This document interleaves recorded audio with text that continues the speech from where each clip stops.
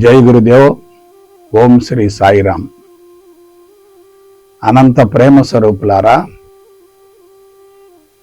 సత్యాన్ని గురించి మనం అనూహ్యమైనటువంటి సమాచారాన్ని బహిర్గతం చేస్తున్నాం. సత్యం చాలా సులభమైంది, అసత్యమే కష్టమైంది. సత్యవంతంగా జీవించే వ్యక్తి యొక్క ముఖాన్ని గమనించండి ఎలా ఉంటుందో. అబద్ధపు జీవితాన్ని కొనసాగించే వ్యక్తి యొక్క ముఖాన్ని గమనించండి ఎలా ఉంటుందో.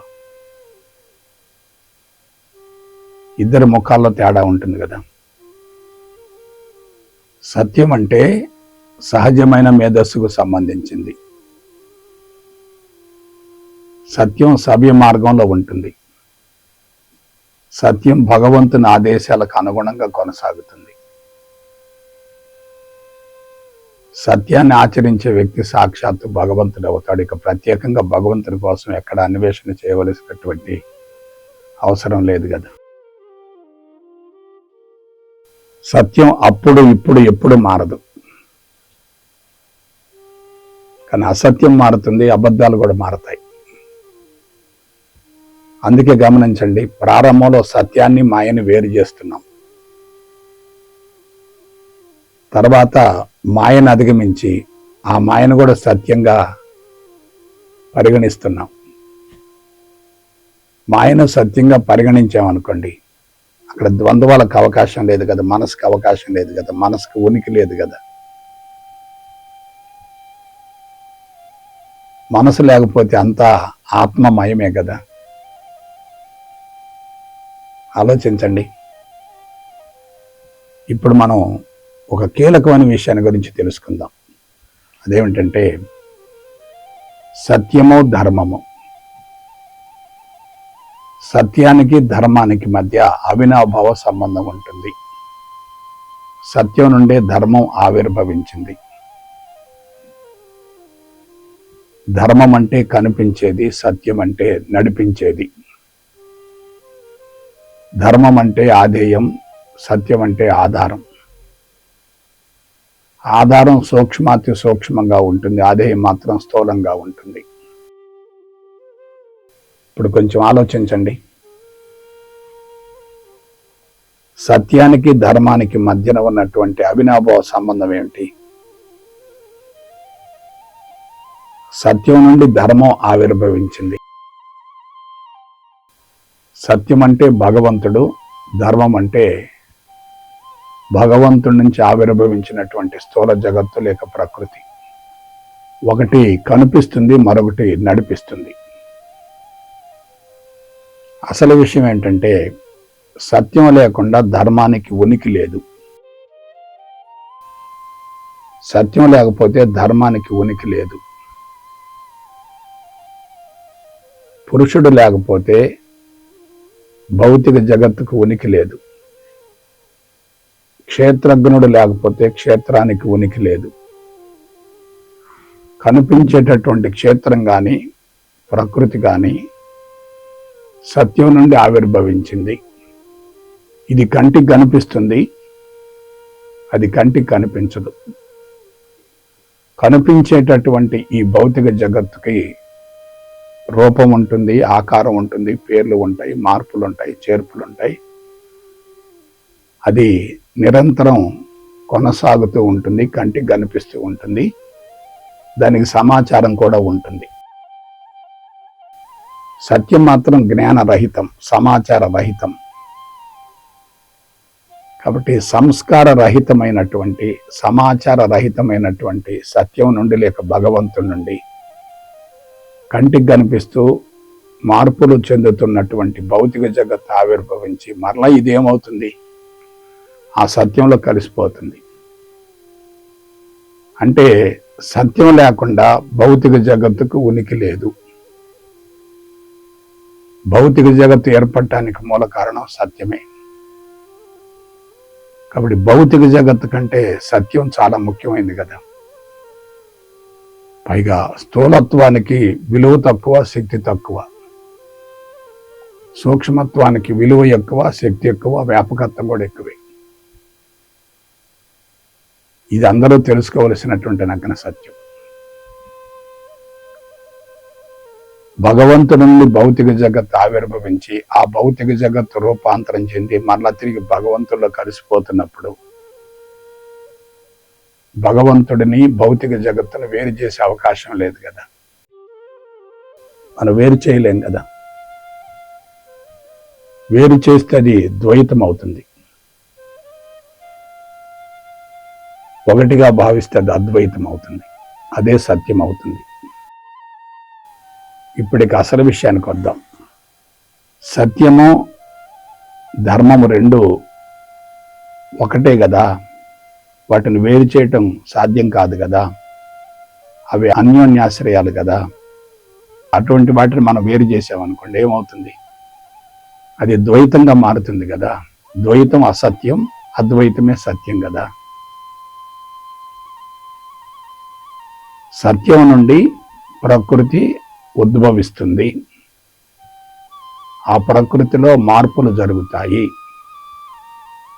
ఆ ప్రకృతి మరలా తిరిగి సత్యంలో కలిసిపోతుంది. సత్యాన్ని ప్రకృతిని వేరు చేయకూడదు. సత్యం లేకుండా ప్రకృతి లేదు, ప్రకృతి లేకుండా సత్యాన్ని మనం తెలుసుకునే అవకాశం లేదు. ప్రకృతిని మనం ఆధేయం అనుకుందాం, సత్యాన్ని ఆధారం అనుకుందాం. ఆధారం ఆధేయం రెండు కూడా కలిసే ఉంటాయి, విభజింపబడే ప్రసక్తే లేదు కదా. ఇప్పుడు అసలు విషయానికి వద్దాం. సత్యం సత్యం సత్యం అంటున్నాం. సత్యం నుండి భౌతిక జగత్తు ఆవిర్భవించి ఆ భౌతిక జగత్తు మరలా తిరిగి సత్యంలో కలిసిపోతున్నప్పుడు, ఆ భౌతిక జగత్తు మరలా తిరిగి సత్యంలో కలిసిపోతున్నప్పుడు రెండు ఒకటే అనుకున్నప్పుడు కనిపించేదంతా సత్యమే కదా. సత్యం నుండి ధర్మం ఆవిర్భవించి ధర్మం మరలా తిరిగి సత్యంలో కలిసిపోతుంది అంటున్నాం కదా, అంటే ధర్మం కూడా సత్యమే కదా. ప్రాథమికంగా వేరు చేస్తున్నాం, కానీ అసలు విషయం ఏంటి, రెండు ఒకటే కదా. జాగ్రత్తగా విశ్లేషించుకోండి. కనిపించే స్థూల జగత్తునే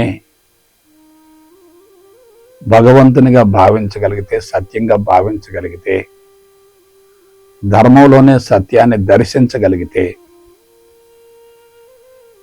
అది ఆత్మ దర్శనమే కదా, ఆత్మ సాక్షాత్కారమే కదా.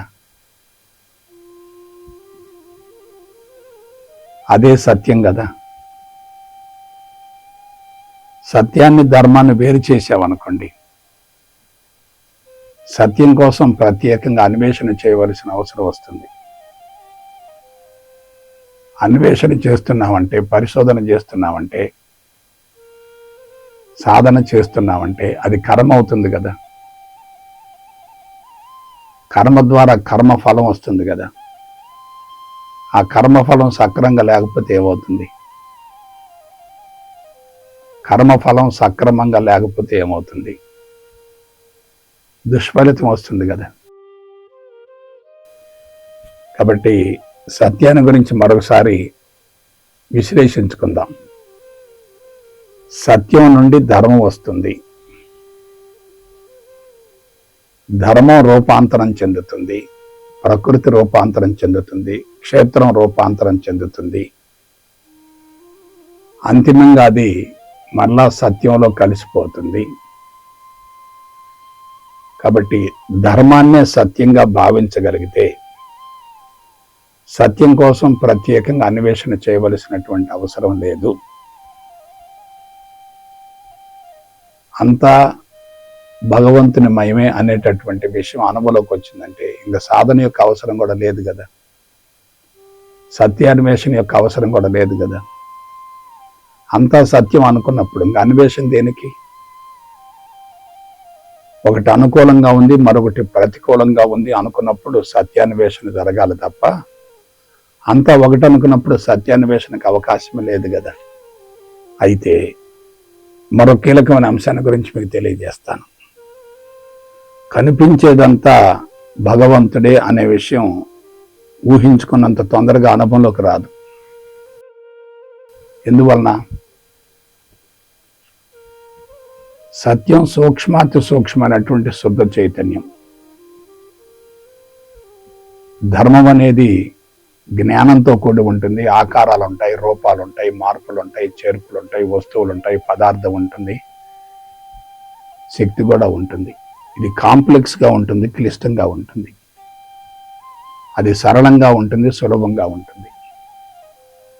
కానీ ధర్మం కంటే సూక్ష్మైనది ఏంటంటే సత్యం. అటువంటి సత్యాన్ని ధర్మంలో దర్శించడం అంటే అది మామూలు విషయం కాదు. ధర్మాన్ని గురించి తెలుసుకోవటం వేరు, ధర్మాన్ని అనుభవంలోకి పొందటం వేరు. ధర్మాన్ని అనుభవంలోకి పొందితే ఎలా ఉంటుంది? అక్కడిక సత్యానికి ఉనికి లేదు. సత్యమే ధర్మం, ధర్మమే సత్యం. ప్రత్యేకంగా సత్యాన్ని వేరు చేయవలసినటువంటి అవసరం లేదు. ఇక్కడ విషయం ఏంటంటే ఆకారాలు, రూపాలు, రంగులు, మార్పులు, చేర్పులు సృష్టి స్థితి లయలు జరుగుతున్నప్పుడు అక్కడ జ్ఞానం విపరీతంగా ఉంటుంది. జ్ఞానం అంతరంగంలో రికార్డ్ అయి సంస్కారాలుగా రూపాంతరం చెందినప్పుడు జ్ఞానరహిత స్థితిని పొందలేం కదా. కాబట్టి కనిపించేటటువంటి స్థూల జగత్తును భగవంతునిగా భావించడం అనేది సులభమే, కానీ అనుభవంలోకి పొందడం చాలా కష్టం. ఎప్పుడైతే మనం సత్యం మీద దృష్టిని కేంద్రీకరిస్తామో, ఆ సత్యం ద్వారా ఆవిర్భవించినటువంటి ప్రకృతిని స్వీకరించగలుగుతామో అప్పుడేమవుతుంది? ప్రకృతిని స్వీకరించగలిగితే అప్పుడేమవుతుంది? అది స్వచ్ఛమైనటువంటి సత్యం అవుతుంది కదా. సిద్ధాంతపరంగా తెలుసుకోవటం కాదు, పుస్తక పరిజ్ఞానం కాదు, ప్రవచనాలు వినటం కాదు, సందేశాలను తెలుసుకోవటం కాదు. దాన్ని లోతుగా విశ్లేషించుకొని అధ్యయనం చేసి వాస్తవాన్ని గ్రహించి దాన్ని జీవితానికి అన్వయించుకోవాలి, అనుభవంలోకి పొందగలగాలి. అనుభవించింది ఏదైనా సత్యం అవుతుంది. సిద్ధాంతపరంగా తెలుసుకున్నది ఏదైనా ఊహ అవుతుంది. ఊహ వాస్తవం కాదు కదా, ఊహ సత్యం కాదు కదా. కాబట్టి మరొకసారి నేను టచ్ చేస్తున్నాను, విశ్లేషించుకోండి. సత్యం నుండి ధర్మం వచ్చింది. సత్యం అంటే క్షేత్రజ్ఞుడు అనుకోండి, ధర్మం అంటే క్షేత్రం అనుకోండి. సత్యాన్ని పురుషుడు అనుకోండి, భౌతిక జగత్తును ప్రకృతి అనుకోండి. ప్రకృతి కంటికి కనిపిస్తుంది, పురుషుడు కంటికి కనిపించడు. పురుషుడు లేకుండా ప్రకృతికి ఉనికి లేదు. ప్రకృతి ఆవిర్భవించాలంటే తప్పనిసరిగా పురుషుడు కావాలి. కానీ అది పురుషుడిలాగా లేదు. రూపాలు ఉన్నాయి, ఆకారాలు ఉన్నాయి, నామాలు ఉన్నాయి, సమాచారం ఉంది, మార్పులు ఉన్నాయి, చేర్పులు ఉన్నాయి, సృష్టి ఉంది, స్థితి ఉంది, లయ ఉంది. అదే సంస్కారాలు కదా. ఆ సంస్కారాలు అంతరంగంలో ఉన్నప్పుడు సత్యదర్శనం కాదు కదా. కాబట్టి మనం ఏం చేయాలి? కనిపించేటటువంటి స్థూల జగత్తును కూడా భగవంతునిగా భావించగలగాలి, అనుభవంలోకి పొందగలగాలి. ఎప్పుడైతే స్థూల జగత్ అంతా భగవంతునికి ప్రతిరూపం అనేటటువంటి భావన కలిగిందో ఎలా ఉంటుంది? ఎలా ఉంటుంది? రెండు లేవు కదా అక్కడ. ఇదే అది, అదే ఇది కదా. ఇదే అది, అదే ఇది కదా. నేతి నేతి నేతి అంటే ఏమిటి? ఇది కాదు, ఇది కాదు, ఇది కాదు. ఇతి ఇతి ఇతి అంటే ఏమిటి? అదే ఇది, అదే ఇది. దేనికోసం అయితే నువ్వు వెతుకుతున్నావో అదే ఇది. ఇది కాదు, ఇది కాదు, ఇది కాదు అంటే ఏమిటి? భౌతిక జగత్తు కాదు, భౌతిక జగత్తుకు భిన్నంగా మరేదో ఉంది అనేటటువంటి భావనే నేతి నేతి నేతి. నువ్వు దేనికోసం వెతుకుతున్నావో అదే ఇది అనుకున్నప్పుడు అదే ఇతి ఇతి ఇతి. ఇది సిద్ధాంతపరంగా తెలుసుకోవడం సులభమే కానీ మనిషి దైనందిన జీవితం ఉన్నప్పుడు కనిపించేటటువంటి స్థూల జగత్తును భగవంతునిగా భావించడం అనేది బోధించినంత సులభం మాత్రం కాదు. అందుకే మనం ఏం చేయాలి? అంతరంగంలో అద్వైతాన్ని, భౌతిక జగత్తులో ద్వైతాన్ని ఆచరించాలి. లోపల ఒకటే అనుకోవాలి, బయట మాత్రం రెండుగా చూడాలి. రెండుని చూస్తూ కూడా ఆ రెండు మాయా అనేటటువంటి విషయాన్ని అవగాహన గావించుకోవాలి.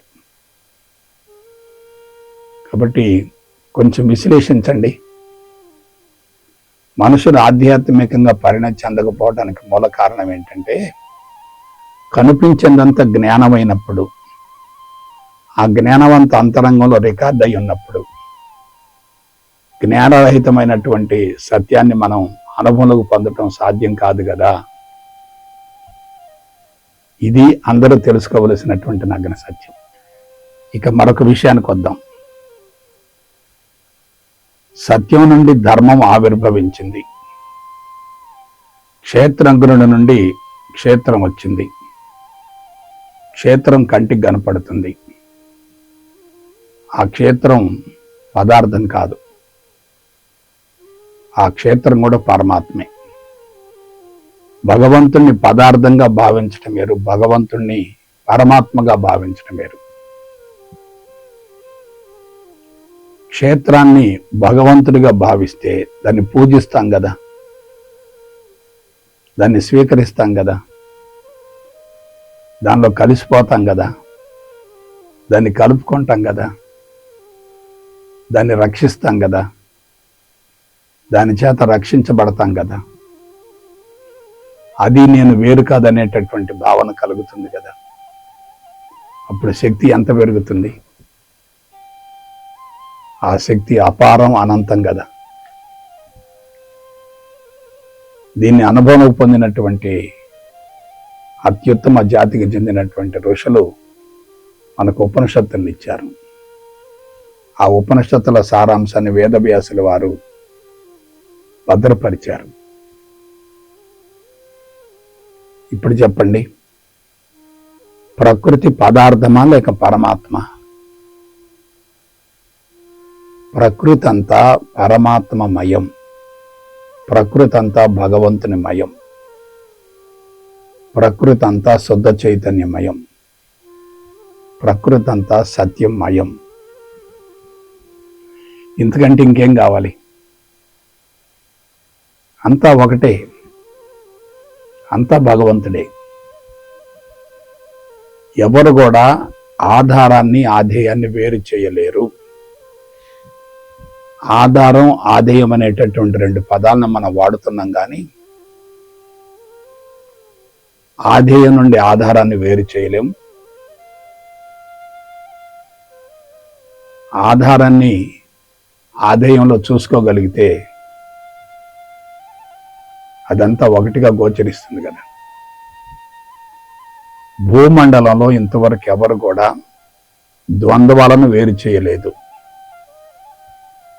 ఆధారాన్ని ఆధేయాన్ని వేరు చేయలేదు, వేరు చేసే అవకాశం లేదు. వాటిని అన్యోన్యాశ్రయాలు అంటారు. అన్యోన్యాశ్రయాలు అంటారు. అన్యోన్యాశ్రయం అంటే ఏంది?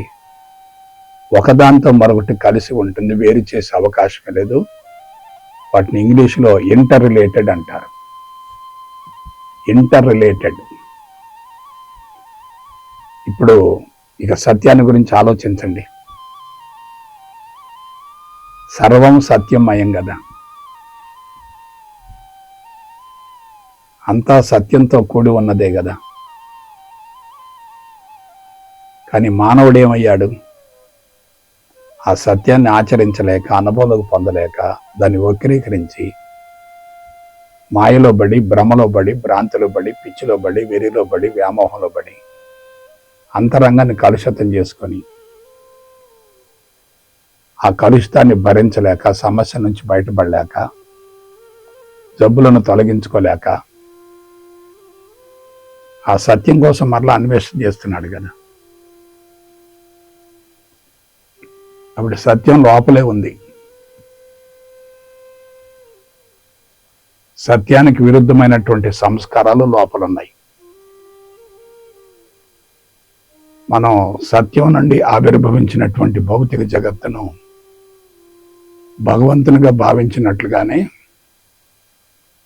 అంతరంగంలో సత్యంతో అనుసంధానమై ఉన్నటువంటి సంస్కారాలను కూడా భగవంతుడిగా భావించగలిగితే ఎలా ఉంటుంది? ఆలోచించండి. వ్యతిరేకించడం అంటే ఇంకా అదనంగా సృష్టించుకోవటం. కలుపుకోవటం అంటే శక్తిని పెంచుకోవటం.